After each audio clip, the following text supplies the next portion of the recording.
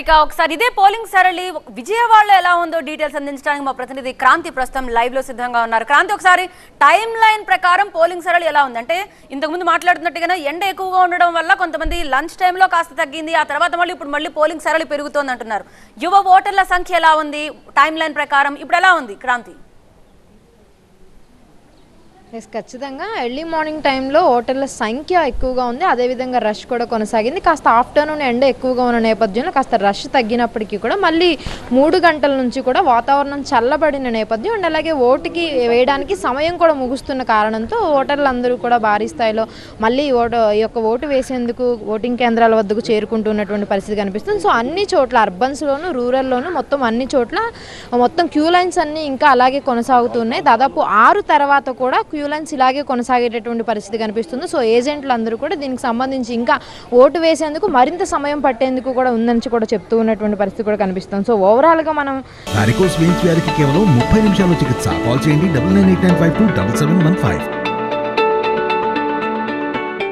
ఎన్టీఆర్ జిల్లాలో చూసుకుంటే కనుక 3 గంటల వరకు కూడా 55.71% ఓటింగ్ పర్సంటేజ్ కూడా మనకి నమోదైనటువంటి పరిస్థితి కనిపిస్తుంది. ఇక విజయవాడ వెస్ట్కి వచ్చేసరికి 51.30%, విజయవాడ సెంట్రల్లో 50.33%, విజయవాడ తూర్పుకు వచ్చేసరికి 55.35% ఓటింగ్ పర్సంటేజ్ నమోదైంది. సో మిగతా నియోజకవర్గాలు చూసుకుంటే కనుక తిరువూరు వచ్చేసరికి దాదాపు 59.02% అండ్ అలాగే మైలవరంకి వచ్చేసరికి 55%, నందిగామలో అత్యధికంగా మొత్తం ఎన్టీఆర్ జిల్లా మొత్తం మీద ఇక్కడే అత్యధికంగా ఓటింగ్ పర్సంటేజ్ కూడా నమోదైంది, 59.15% నమోదవగా. ఇక జగ్గయ్యపేటలో కూడా ఇదే స్థాయిలో అత్యధికంగా ఓటింగ్ పర్సంటేజ్ నమోదైనటువంటి పరిస్థితి కనిపిస్తుంది. ఇక విజయవాడలో చూసుకుంటే కనుక మొత్తం 3 నియోజకవర్గాలకు సంబంధించి మొత్తం ఉదయం నుంచి కూడా కాస్త ఆలస్యంగా మాక్ పోలింగ్ తర్వాత ఓటింగ్ స్టార్ట్ అయినప్పటికీ కూడా కాస్త కొన్ని చోట్ల ఈవీఎంలకు సంబంధించి మొరాయింపు సమస్యలు వచ్చినా కూడా దాన్ని మధ్యాహ్నం వరకు క్లియర్ చేశారు. తర్వాత మళ్ళీ యథావిధిగా ఓటింగ్ పర్సంటేజ్ కొనసాగుతూ వచ్చింది. ముఖ్యంగా మనం క్లియర్గా చెప్పుకోవాల్సింది ఏంటంటే ఈసారి ఓటింగ్కి ఎక్కువగా యువత మహిళలు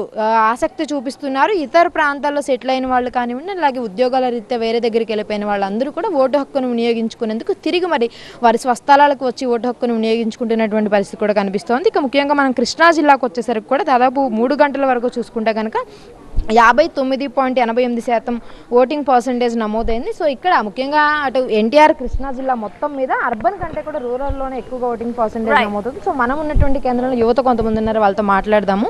సో ఎక్కడ నుంచి వస్తుంది? ఎక్కడ నుంచి వస్తుంది? మేము లోకలే. సో ఎట్లా ఫస్ట్ టైం ఓటేయడం ఇంతకుముందు వేసారా? Second time. ఎట్లా అనిపిస్తుంది ఏంటి? ఇక్కడ ఈసారి యువత ఎక్కువగా ఉన్నట్టున్నారు కదా ఓటు వేయడానికి? No comments. సో అయితే ఇది మనం చూసాం కదా. సో ఓవరాల్గా అయితే మొత్తం అన్ని చోట్ల కూడా ఓటింగ్కి సంబంధించి ఇంకా రష్ అయితే కొనసాగుతుంది. ఈవినింగ్ 6 తర్వాత కూడా ఇదే విధంగా రద్దీ అయితే కొనసాగే ఉన్నటువంటి పరిస్థితి ఉంది కాబట్టి వారికి సంబంధించి అన్ని ఏర్పాట్లను చేస్తున్నారు అధికారులు. Right, thank you so much Kranthi details అందించినందుకు.